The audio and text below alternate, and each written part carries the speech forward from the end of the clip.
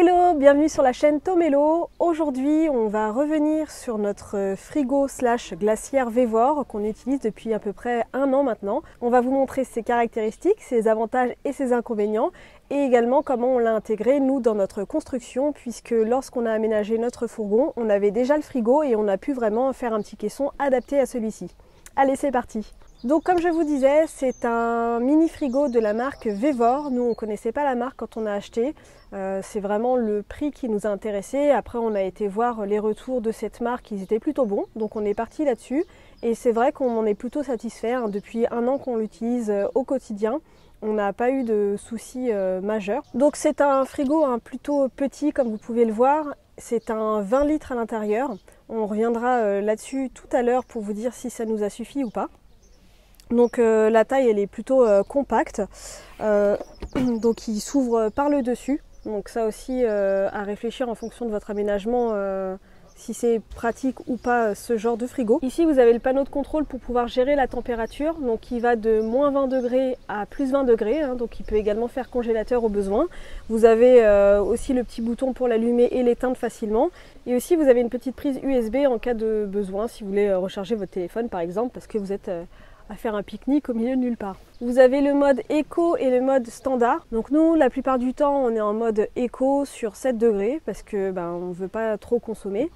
À savoir que le réfrigérateur est contrôlable directement depuis une application. Nous, on ne l'utilise pas, mais en tout cas, c'est possible si vous en avez besoin. Sur le côté, vous avez la prise. Donc il marche en 12 volts. Nous, c'est ça qui nous intéressait par rapport à nos prises sur Nukitel. Ce qui veut dire que vous pouvez aussi le charger directement sur votre prise allume-cigare dans votre véhicule. Et il marche aussi en 220 volts classique au besoin. Et les 2 prises sont fournies. Alors sur la contenance, on a un peu hésité parce qu'on ne savait pas trop ce que ça représentait exactement 20 litres. On ne savait pas si ça allait être suffisant ou pas, mais c'est vrai qu'on n'avait pas trop de place dans le fourgon, donc on est parti quand même sur un 20 litres. Nous, ça nous a suffi la plupart du temps. Maintenant, c'est vrai que l'été, surtout quand on était vraiment sous les fortes chaleurs, qu'on avait énormément de choses à mettre au frigo auxquelles on n'avait pas forcément pensé. Par exemple, si on achetait des fruits et des légumes et qu'on ne voulait pas qu'ils pourrissent trop rapidement, on avait besoin de les mettre au frais et on n'avait pas forcément la place. Donc ça, c'est un peu embêtant. Également, on a envie de boire de l'eau fraîche, des boissons fraîches. Donc c'est sûr que l'été, il est un peu juste. Par contre, sur des températures plus douces en mi-saison ou sur des pays plus frais, nous, il nous suffit parce que on ne met pas énormément de choses dedans. Bien sûr, les bières pour Thomas, vous imaginez bien, mais on va mettre du fromage, de la moutarde, des restes de cuisine de la veille. Qu'est-ce qu'on peut mettre d'autre? Des boissons au frais également si on en a besoin. Mais voilà, on n'est pas ultra consommateur de frigo non plus, donc 20 litres, ça nous suffit. D'ailleurs, pour vous faire une petite idée, on avait filmé tout ce qu'on pouvait mettre dans le frigo, donc on va vous mettre la vidéo avec tout ce qui peut rentrer dans cette petite contenance. Ok, donc là j'ai déjà mis 2 bières de 50 centilitres, une autre bouteille de 50 centilitres d'eau. Là on a un peu de fromage, du yaourt. On va mettre une grosse boîte d'olives. Là on a de la feta et dans le petit Tupperware on a du reste de riz. Hop. De la moutarde. On a quoi encore? Là on a les petits produits de mélo là, qui restent au frais. Aloe vera. 1 litre d'eau. J'ai le citron, j'ai les tomates qui sont là-bas. Hop, des petites tomates. On a d'abord la salade. On va trouver de la glace. On a quoi d'autre encore qu'on peut mettre? Hop, du chocolat. Et voilà, donc là vous voyez on arrive quand même à mettre plein de choses. Alors sachant que ces 2 grosses boîtes on les a pas souvent, donc à la place je peux mettre ce genre de melon. Là je pourrais mettre d'ailleurs le petit melon, il rentre. Donc on va le mettre le melon. Hop, le melon, la salade. Voilà, hop, parfait. On peut mettre pas mal de choses dans ce petit frigo, pourtant c'est 20 litres. Voilà. Les avantages de ce petit frigo, ça va être sa taille.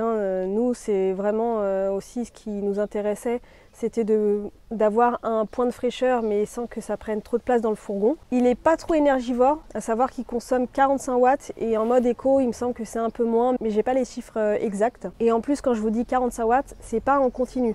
C'est-à-dire qu'une fois qu'il va se rafraîchir, il va rester à sa température et ne plus tirer d'électricité jusqu'à temps qu'il ait besoin de se rafraîchir à nouveau. Donc c'est sûr que l'été, il va consommer plus.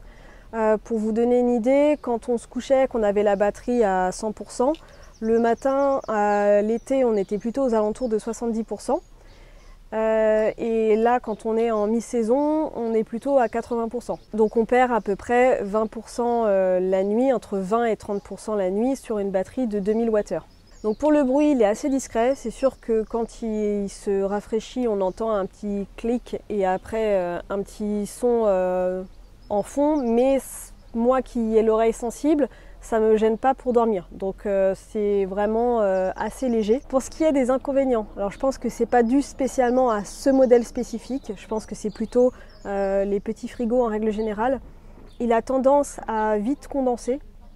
Donc on se retrouve avec de l'eau au fond, donc régulièrement, donc toutes les semaines, tous les 15 jours en fonction de l'utilisation et de la température extérieure. On est obligé de tout vider pour vraiment tout nettoyer, enlever l'eau, donc c'est bien aussi, ça nous oblige à le nettoyer régulièrement.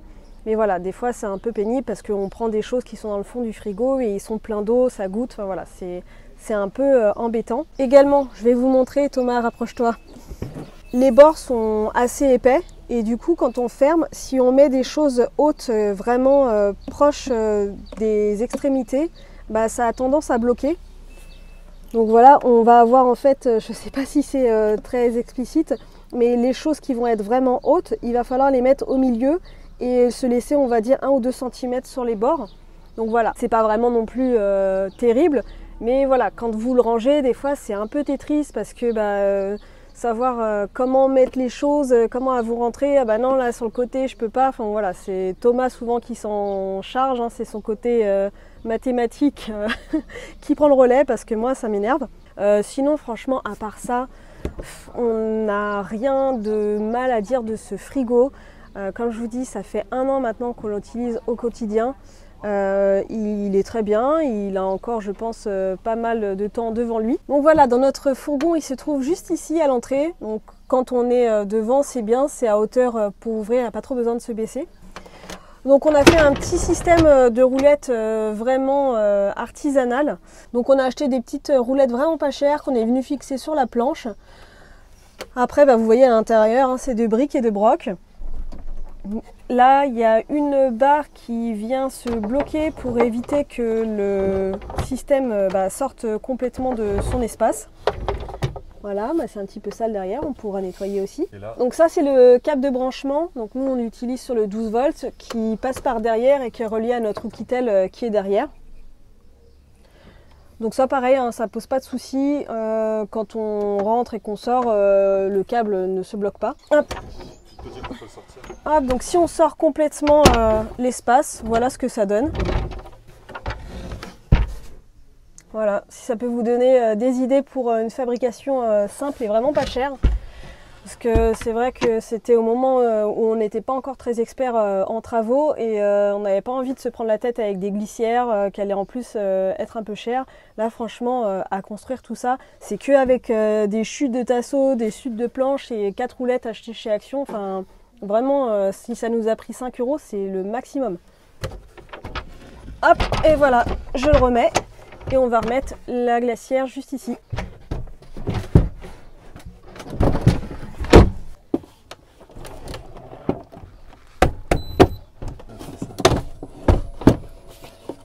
Voilà, donc c'est vraiment pile poil, hein. Il n'aurait pas fallu que ça prenne 1 cm de plus.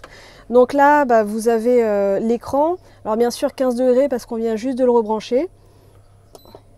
Voilà, donc je programme sur 7 degrés et il va descendre tranquillement et après arrêter de chauffer. Donc vous voyez là, je ne sais pas si on entend le bruit, je vais essayer de mettre le micro. Enfin voilà, c'est vraiment très très discret, hein. Hop, et voilà, vraiment il prend pas de place du tout. Donc quand on ouvre le frigo, hop, comme ça, donc voilà, aussi il y a plein de traces de doigts, hein, forcément. Hop, le frigo. Donc là on a dû faire un renfoncement, parce qu'au début on avait une planche et en fait ça bloquait, hein, clac clac.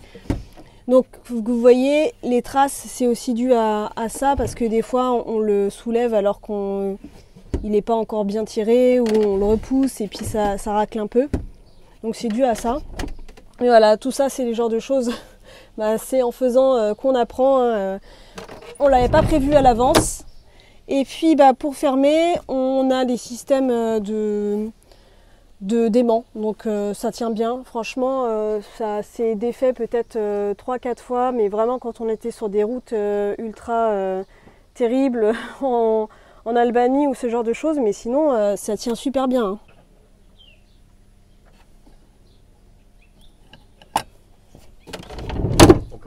Alors par curiosité, là on va voir.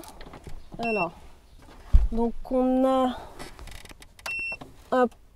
j'enlève toutes les prises, donc on est sûr qu'il y a juste le frigo qui tire, et vous voyez, on est sur du 20-22 watts, enfin c'est vraiment pas beaucoup, bien en dessous de 45 que je vous ai indiqué, parce que aussi le frigo, il n'est pas très chaud déjà, il est qu'à 15 degrés, donc il n'a pas beaucoup à tirer pour redescendre à 7 degrés. Et puis comme je vous dis, on est en mode éco, donc forcément ça tire un peu moins que si on était en classique. Voilà, on espère que cette vidéo a pu répondre à vos questions si vous en aviez sur notre frigo. Vous aider aussi sur votre choix si vous êtes en plein déménagement de fourgon ou de van. On ne vous met pas le lien du frigo parce qu'on a vu qu'il était en rupture actuellement. D'ailleurs, je ne vous ai pas parlé du prix, on l'a acheté à 160 €, donc un prix qui est quand même très très intéressant parce que tout ce qu'on avait vu sinon c'était aux alentours des 300 € minimum. Donc voilà, je ne sais pas si vous allez pouvoir le trouver ailleurs, en tout cas sur le site il est en rupture. Et peut-être que ils ont fait un modèle équivalent.